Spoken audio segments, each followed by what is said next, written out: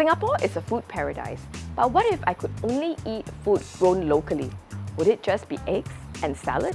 I spent a week eating as much food grown in Singapore as I could to find out. I'm here at a supermarket to suss out what locally grown produce I can get for tonight's dinner. Singapore is 5 years away from its 30 by 30 goal. That is, to produce 30% of our nutritional needs locally by 2030. Are we anywhere close? Okay, there's baby cai xin, xiao bai cai, nai bai, more cai xin, kangkong, and sharp spinach. Most of what you can find in the supermarket is imported food. Singapore imports about 90% of its food, which can leave the country vulnerable to supply disruptions. So the push to grow more food locally is part of our food security strategy. Seng Choon is one of the local egg farms. Singapore focuses on growing our own eggs, fish and vegetables. There is no longer poultry or livestock farming here. Can I ask which of these local fish is more popular with the shoppers? Oh, sea bass or the pomfret is the most popular, is it? Okay, sure. Can I get one sea bass, please? Help me choose a fresh one. For dinner tonight, there's steamed sea bass, stir-fried cai xin, and ice plants in the salad. I wanted to go to a farmer's market and talk to some farmers, but that means going out a little further. We are in the heart of the Kranji countryside at Tian Hu Fish Farm. We have decided to hold our farmers market here.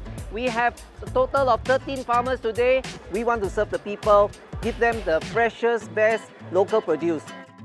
I tried some delicious food made from local produce like tempura prawn and spinach ice cream. Ice cream to have healthier choice symbol is quite rare. Compared to the supermarket, I found more local produce, including live seafood, all kinds of mushrooms, and fresh tang-o, which is good for steamboat. It's really so good. Look at all the food I got! This is steamboat made from mostly local ingredients. While the local production of eggs has increased, the production of vegetables and seafood dipped in the last few years. I spoke to the CEO of Tian Hu Fish Farm to find out why. We have to start supporting the local produce so the farmer can actually have more confidence to grow more. The farmer is able to produce, but they have to face competition from the imported one, which is cheaper, and so the offtake is not that ideal. We are moving towards a more high-tech farming environment. There will be a period where the old farm has to go, the new farm has to come up. I would think that this is a transition period that the production is down. Besides cooking, I checked out a few farm-to-table restaurants.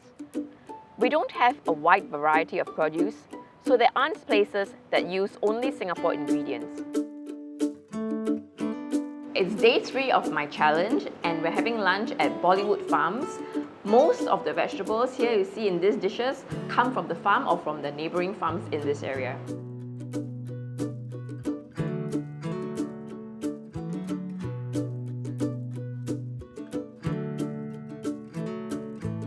Oh, we can see lots of herbs here. Coriander, laksa leaves. Some of the restaurants are a bit far out, but I think I'll still go back. I got to try some fun dishes like moringa fritters, mushroom murtabak, and goat's milk ice cream. I was a little apprehensive when I started this challenge, but it was actually not so hard to find Singapore-grown food, especially online. But expect to eat a lot of eggs, green vegetables, and fish. This is day 1 of eating food grown in Singapore. This is day 4 of my challenge eating Singapore-grown produce. This is day 7 of eating Singapore-grown food. The other local meat I could find was frog's legs, and that was really yummy. I cooked 15 meals and went to 5 restaurants that use local ingredients.